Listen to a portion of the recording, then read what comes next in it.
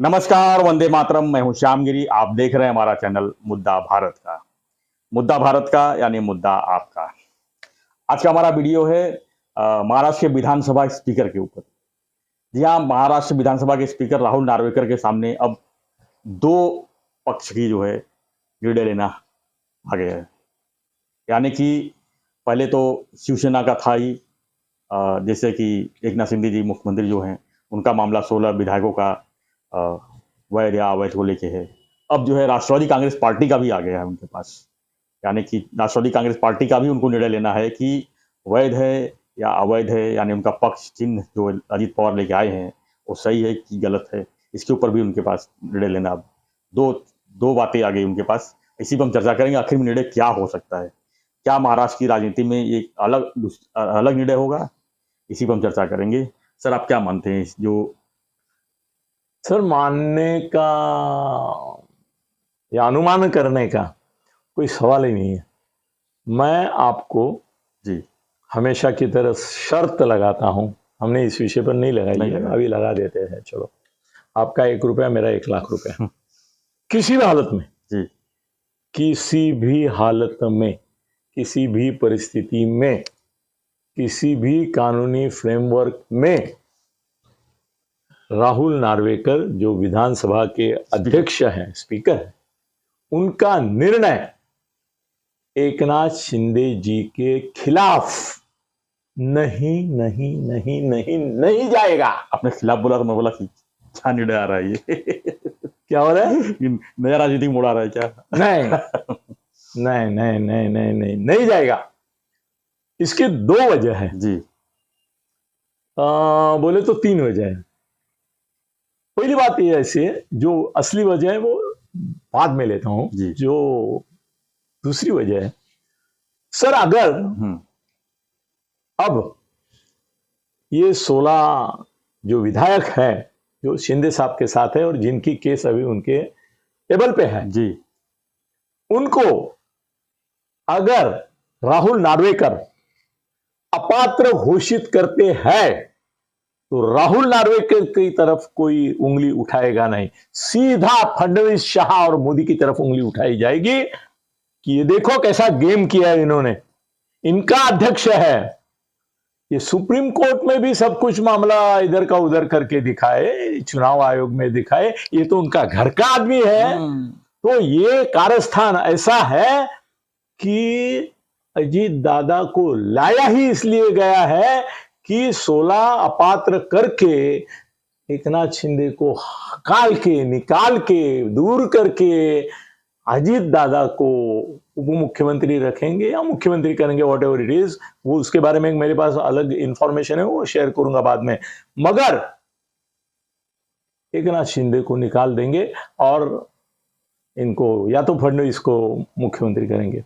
Sir, अगर ये message जाता है देश भर में जी कि कैसे क्रूर कर्मा लोग हैं, कैसे कर्म दरिद्री लोग हैं, कैसे विश्वासघाती बीजेपी वाले हैं, कि इनके हाथ में ये स्पीकर उनका ही है और उन्होंने चुना है उसको, और उनका अंडरस्टैंडिंग एक दूसरे से कितना है वो ये पहले देख चुके हैं, क्योंकि सभापति अध्यक्ष के ऊपर सुप्रीम कोर्ट में भी कमेंट्स आए हैं ना। बिल्कुल। और वो कमेंट्स के बावजूद राहुल नार्वेकर ने वो निर्णय लिए थे जो सुप्रीम कोर्ट के हिसाब से सही नहीं थे। तब अब ऐसा क्या एकदम उसके अंदर का राम शास्त्री प्रभु ने जाग गया? क्या उसके अंदर का अंतरात्मा, परमात्मा, सब आत्मा एक साथ जागे कि उसने एकनाथ शिंदे जी का बलि लिया? ये चाल अगर है तो ये फडणवीस की चाल है, ये शाह की चाल है, ये मोदी की चाल है। उनको शिंदे साहब को हटाना ही था, उसके लिए बहाना चाहिए था, और बहाना करने से पहले उनको दूसरा सपोर्ट भी तैयार रखना था। स्टेपनी। हाँ, स्टेपनी अच्छा शब्द है, उसका अर्थ स्टेपनी। सर, मराठी में क्या होता है ना, वो रखेल जो रहते हैं ना उसको स्टेपनी बोलते हैं। इसके लिए मैं थोड़ा वो शब्द यूज नहीं कर रहा था। ठीक है, आपने यूज किया है स्टेपनी। तो अजीत दादा को लाने का कारण आज जो वो बता रहे कि हमको एक समर्थ विकासशील राज्य बनाना है, उसके बदले एकनाथ शिंदे का बलि लेना था। आपने तय करके रखा था, इसको भगाएंगे, इसको दूर करेंगे, इसका उपयोग हो गया, सत्ता आ गई, अभी इसका काम नहीं है। सर, ऐसा मैसेज अगर बीजेपी के बारे में देश में जाएगा तो महाराष्ट्र का कोई भी आदमी, मतदाता, पहले ये सोचेगा कि हमारे एकनाथ शिंदे को पार्टी फोड़ने पे मजबूर किया, एकनाथ शिंदे को पूरा शिवसेना तोड़ने पे मजबूर किया, हमारी जो पार्टी है महाराष्ट्र की शिवसेना, उसको तोड़ मरोड़ के रख दिया, और इसके बावजूद अब काम हो गया तो निरोध जैसा फेंक भी दिया। सर, बीजेपी की ऐसी बदनामी होती है कि आप अगर 5 आने वाले ऐसा सोचते हो तो 2 भी नहीं आते थे। बिल्कुल। तो नार्वेकर जी को किसी भी हालत में अगर बीजेपी की इज्जत बचानी है, फडणवीस का एक जो सम्मान है वो कायम रखना है, और मोदी शाह को लोग गाली न दे, कितने स्वार्थी नीच है कि उसको यूज किया, सत्ता लाई, अब उसको फेंक दिया और अजीत दादा को साथ लाया। ऐसा नहीं होना है। तो नार्वेकर को चॉइस ही नहीं है, एक ही चॉइस है उसके सामने कि वो इनके पक्ष में निकाल दे एकनाथ शिंदे के, और उनको बरी कर दे, निर्दोष साबित कर दे। हाँ ठीक है, बाद में सुप्रीम कोर्ट में जाएगा, ये जाएगा, वो ठीक है साहब, वो बात की बात है, वो 2 साल चलने वाला है।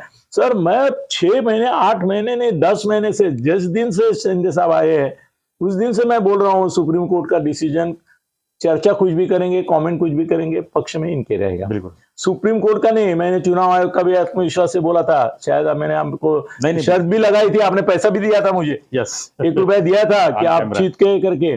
सर, मैं अभी भी वही शर्त लगाता हूं कि नार्वेकर का निर्णय असंभव एकनाथ शिंदे के खिलाफ जाना।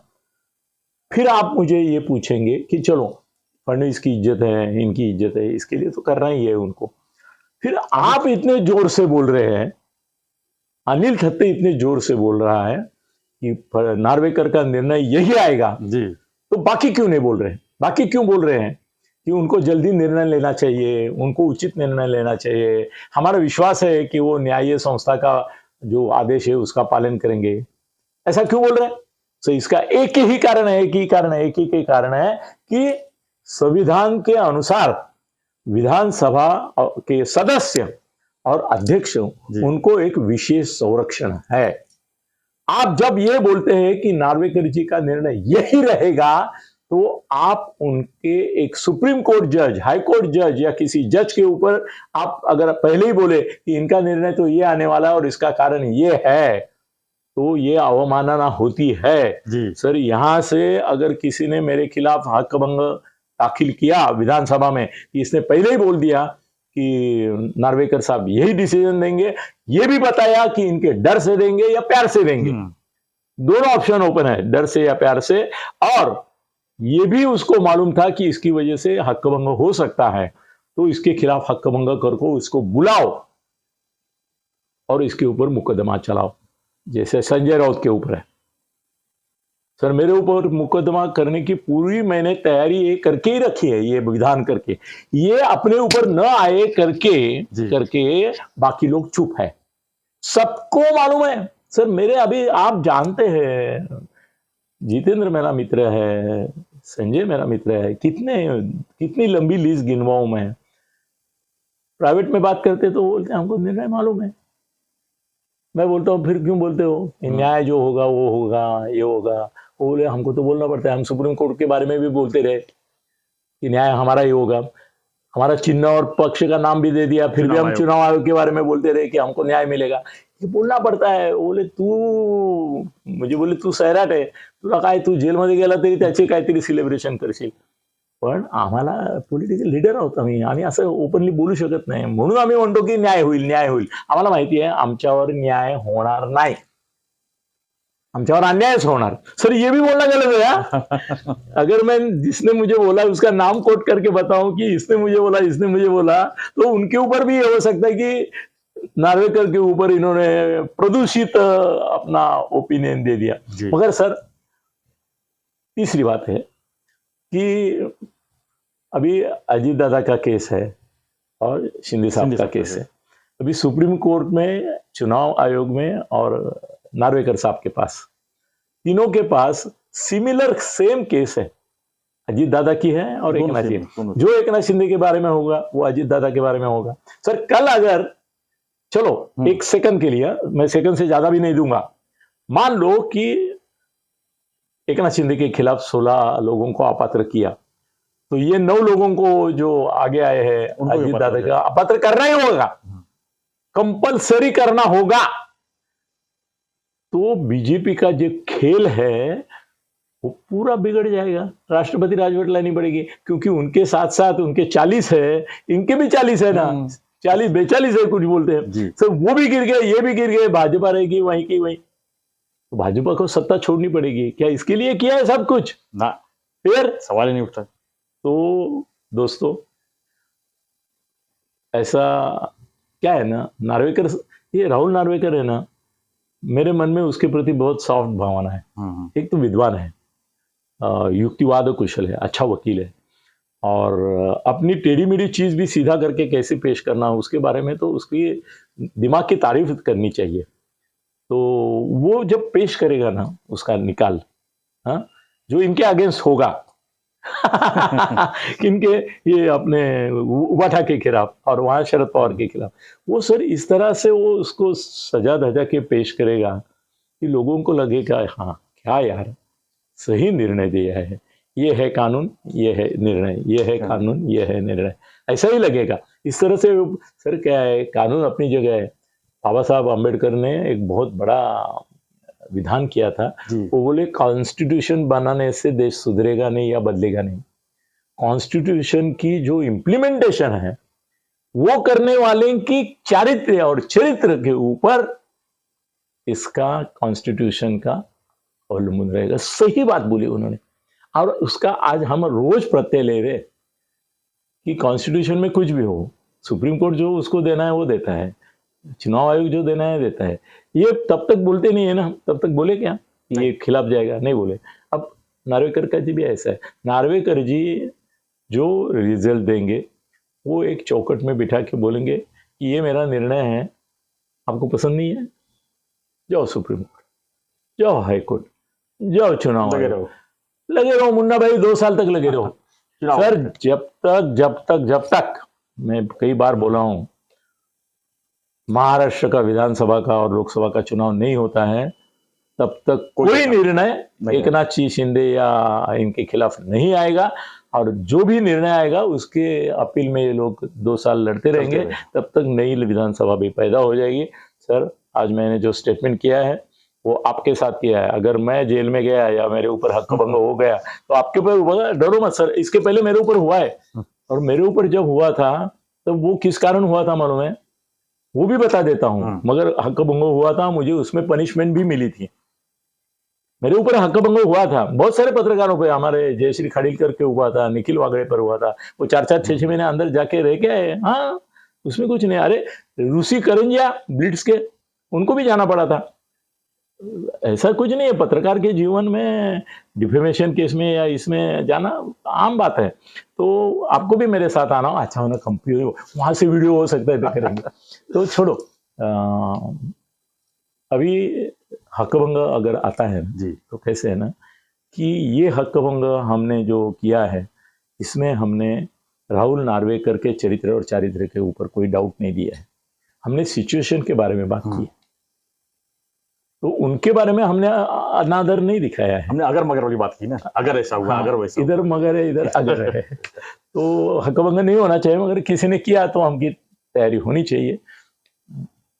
जाके आएंगे सर अर्थर रोड जेल में, वो भी एक नजारा होगा। अर्थर रोड जेल की बात की है तो आज नीतीश राणे ने कहा कि बहुत जल्दी जो है शिवसेना के मालिक का बेटा जो है दिवाली साजरा करेगा अर्थर रोड जेल में। सर मैं पैज लगाता हूँ, शर्त लगाता हूँ, हाँ बीजेपी वाले शीर्षस्थ नेता को कभी हाथ नहीं लगाते। अजीत पवार के इतने लोगों पर छापे पड़े जी, उसको उठाया नहीं, शरद पवार के इतने लोगों के ऊपर छापे पड़ रहे हैं, उनको हाथ लगाया नहीं, ईडी का एक खाली मामूली नोटिस दिया था, मामला खत्म हो गया है कि नहीं। आदित्य और उद्धव को जेल में नहीं डालेंगे, परेशान करके रखेंगे, परेशान करके रखेंगे, उनके इर्द गिर्द हर एक को ये करेंगे, उनके ऊपर एलिगेशन लगाते रहेंगे, प्रॉपर्टी सील कर सकते हैं, सर वो वैसे तो उनकी वो जो बंगले थे वो सील किए हुई है, वो किसी और के नाम पे है, वो फिर वो सिर्फ प्रॉपर्टी सील करने से कुछ होता नहीं सर। मैंने एक बार बता दिया कि कृपा शंकर की गाड़ी में मैं बैठा, मैं बोला तुम्हारी तो गाड़ी जब्त हुई है, वो बोला दिल लिखा है ना इसके ऊपर, ये बेचने को मना है, इतनी ही जब्त है। घर में गया कृपा की के तो बोले मेरा ये घर जब्त है। मैं बोला तो घर में तो सब रह रहे हैं, वहाँ बोला रहने का क्या बेच समझ नहीं सकते। ये बाहर खाली चिट्ठी लगाई है, बेचने को मना है, इतना हो गया। जब ऐसा भी होता है सर कई बार, तो वो छोड़ो सर। एक मुद्दा आप खत्म होने से पहले मैं लेता हूँ कि आज अमित ठाकरे ने ऐसा बोला है कि कोई तो ठाकरे सत्ता में होना चाहिए। उनका इशारा यही था कि राज उद्धव साथ में आए, हाँ सर, बस चाचा और पापा साथ में आ जाए। सर मुझे ऐसा नहीं लगता है, लोग वो अर्थ से बोल रहे हैं जी, मगर मुझे ऐसा नहीं लगता है। सर अमित को मालूम है कि महाराष्ट्र में अगर चीफ मिनिस्टर बनने की और सत्ता में आने की ताकत, हैसियत, पात्रता, योग्यता, क्षमता, गुणवत्ता, बुद्धिमत्ता किसमें है तो वो एक ही है, और वो है उसके पिताजी राज ठाकरे। उद्धव तो फेल हो चुका है, अभी फेल्योर को फिर क्या चांस देंगे। तो उसने जो बोला है उसका मतलब यही है कि उद्धव का आना जाना ये करना गैर मामूली है मेरे लिए, मेरे पिताजी को आना चाहिए, ऐसा ही उसने सूचित किया है। हमारे टीआरपी वाले इनको समझ में नहीं आया, इसलिए वो बक रहे कि दोनों का मिलन हो। सर ये मिलन में अमित को तकलीफ है, जितनी तकलीफ राज को है उससे डबल है, क्योंकि आदित्य ऑलरेडी आगे बढ़ चुका है। उसकी लड़ाई किससे होगी? अमित की, अमित राज ठाकरे की लड़ाई होगी आदित्य उद्धव ठाकरे से, और आदित्य बहुत आगे बढ़ चुका है, उसको 2-2.5 साल मिले हैं नेतृत्व, कैबिनेट मिनिस्टर। हाँ, और कैसे है ना, आदित्य एग्रेसिव है, ऑफेंसिव है, और अमित है ना वो एक सज्जन डिफेंसिव है। तो दोनों की अगर ये लगा दी तो उसमें आदित्य जीतेगा सर। राज और उद्धव में राज कहीं के कहीं निकल जाएगा, 100 मील आगे जाएगा जी, मगर अमित और आदित्य की अगर शर्यत लगती है भागने की या दौड़ने की या सत्ता स्पर्धा में रहने की, तो सर अमित के कहीं कहीं कहीं ये निकल जाएगा। आदित्य इतना तैयार हुआ है वो 2 साल में, तो उसके बोलने का मतलब ये नहीं था, उसका बोलने का मतलब यही था कि अभी राज साहब को आजमाओ, ये उद्धव उसको नहीं है, और राज साहब को भी इंटरेस्ट नहीं है। मैं अभी कंफर्म कर लिया अपने दोस्त से, वो बोले बोलने की बात है, कुछ होने वाला नहीं है। और राज साहब ने ये बात शिंदे साहब को भी बोल दी, बोलाचीच कढी बोलाचा असं भात, ना खाना ना पीना गिलास फोड़ा बाराना। कल राज की और शिंदे साहब की मीटिंग हुई थी, तो तभी तो मैं बोल रहा हूँ ना कि उन्होंने उनको भी बताया कि जस्ट फॉरगेट। ये हर बार जब भी कुछ होता है राजनीति मामला उछलता है सर, जस्ट फॉरगेट, कुछ नहीं होने वाला, वो दोनों साथ में नहीं आने वाले, लिख लेना। अरे कितने रुपए देंगे आप, वो करते करते लाख रुपए देना पड़ेगा आपको। चलो धन्यवाद धन्यवाद सचिन। तो हमारी चर्चा जो यही थी, जो महाराष्ट्र की राजनीति जो मौजूदा चल रही है, विधानसभा स्पीकर के पास 2 मामले इसमें लंबित है, उसका क्या हो सकता था। दूसरा विषय था कि अमित ठाकरे का जो बयान था कि अब जो है हमारे पापा चाचा एक हो सकते हैं, या शिवसैनिक जो है किसको जो है किंग बना सकती है, इसी पर हम चर्चा कर रहे थे। आपको हमारा चर्चा कैसा लगा हमें व्हाट्सएप पे कमेंट कर सकते हैं। आपको हमारा वीडियो अगर पसंद आई हो तो उसे लाइक, शेयर और सब्सक्राइब करना ना भूलें, और देश भर की राजनीतिक खबरों के विश्लेषण के लिए बने रहिए हमारे साथ, देखते रहिए हमारा चैनल मुद्दा भारत का। धन्यवाद, जय हिंद, जय महाराष्ट्र।